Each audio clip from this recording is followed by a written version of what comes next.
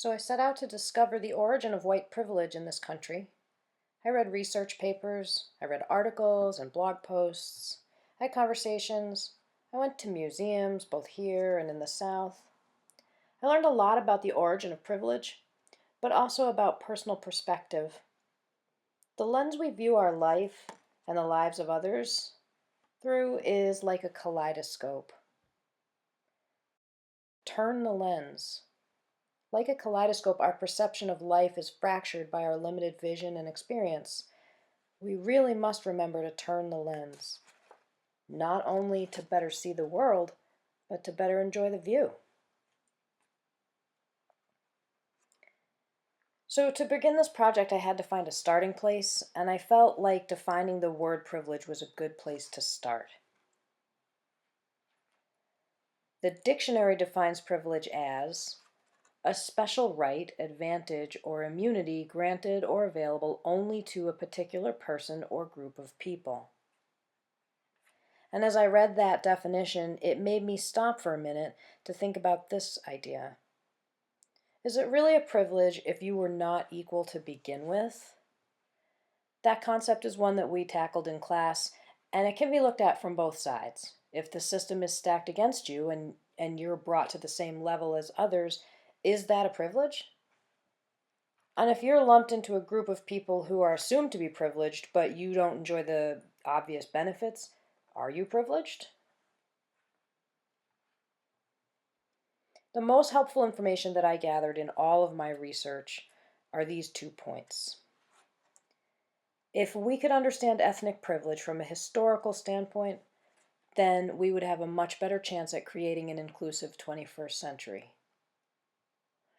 And also that there is a direct connection between the global expansion, the colonization, and the industrialization of the Europeans of the 18th and 19th centuries, and the racial and ethnicization, yep, I can't say that word, of the 20th and 21st century.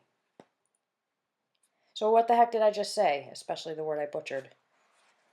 Basically, the Europeans' general attitude was that they would take over the world and lay claim to all of its treasures, and any indigenous people were considered savage and ungodly and really not worthy of anything more than servitude.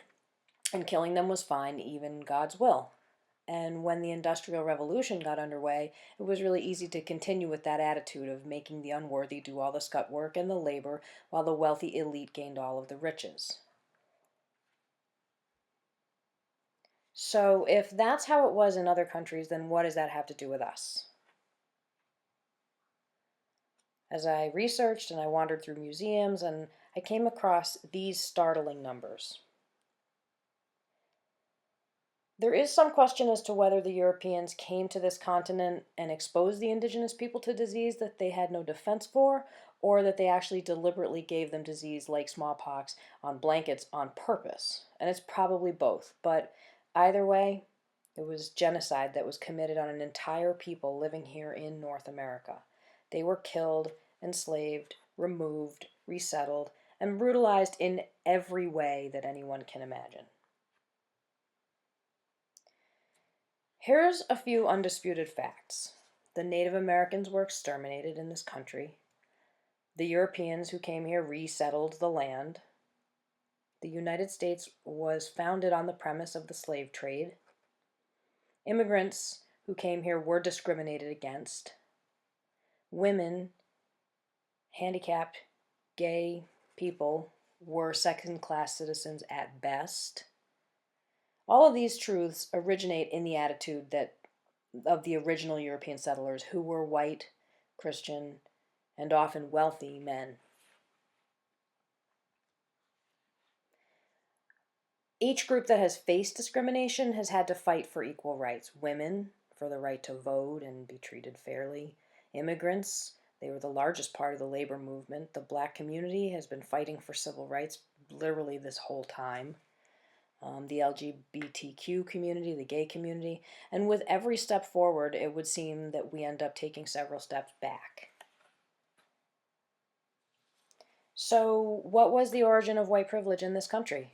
Well, when the Europeans settled here, They founded this country on the premise that white Christian men were entitled to rights that others were not entitled to. And our entire system of laws, businesses, religions, education, labor, and everyday life was founded on that belief. And it still is.